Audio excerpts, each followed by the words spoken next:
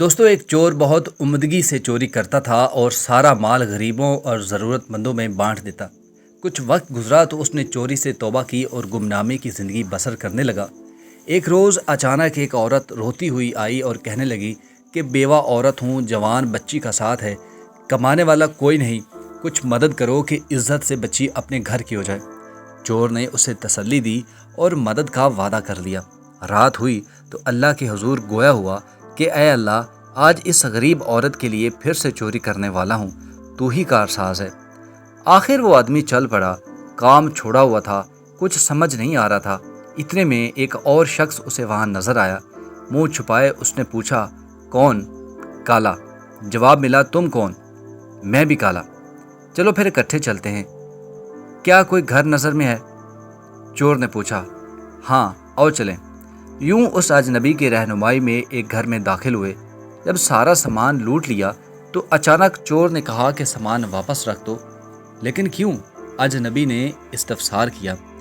چور نے کہا، بس رکھ دو اور جلدی چلو۔ باہر آ کر پھر چور نے پوچھا کہ کوئی اور گھر ہے نظر میں؟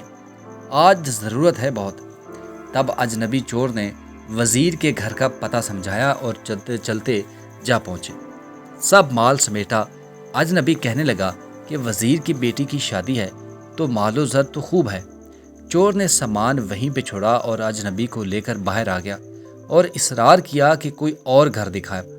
آخر اس اجنبی نے کہا کہ اب تو ایک آخری بادشاہ کا محل ہی بچا ہے، اگر کہو تو وہاں پہ چلتے ہیں۔ چور نے حامی بھر لی۔ اب وہ دونوں بادشاہ کے محل میں پہنچے۔ تمام رکاوٹیں عبور کرتے ہوئے سامان اٹھایا۔ اتنے میں پہرے پہ موجود کتیا کی آنکھ کھل گئی۔ وہ بھاگے اور چور پہ جھپٹے۔ اتنے میں کتا آیا اور کتیا کو کھینچ کر پیچھے کیا۔ چور نے ایک سرد آہ بھری اور اجنبی سے کہا، یہ سامان بھی رکھ دو۔ اجنبی نے پوچھا، آخر کیوں؟ آپ ایسا کیوں کہہ رہے ہیں؟ تب چور نے کہا، تم مالک ہو اس گھر کے اور یہ گھر بادشاہ کا ہے۔ میں پہچان گیا ہوں کہ تم ہی بادشاہ ہو۔ لیکن کیسے؟ بادشاہ نے حیران ہوتے ہوئے پوچھا۔ کتیا مجھ پہ بھونک رہی تھی جبکہ کتا اسے ہم سے دور لے گیا، یہ کہتے ہوئے کہ جب مالک خود چور کے ساتھ ہے تو تمہیں کیا تکلیف ہے؟ کتے کے رد عمل کی وجہ سے مجھے خبر ہوئی کہ آپ ہی گھر کے مالک ہو۔